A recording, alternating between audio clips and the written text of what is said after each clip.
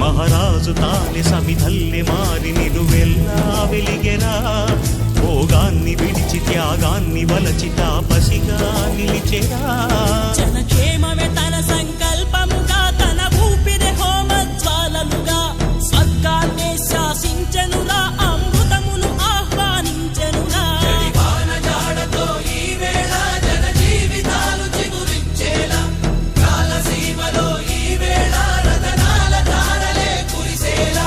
కల్లు కల్లు మని సిరిమూవల్లే చినుకే చేరగా, జల్లు జల్లు మని పులకింతల్లు పుడమే పాడగా, హరివిల్లు ఎత్తి కరిమబ్బు వాన బాణాలే వేయని, నిలువెల్ల మంచు వడగళ్ళు తాకి కడగ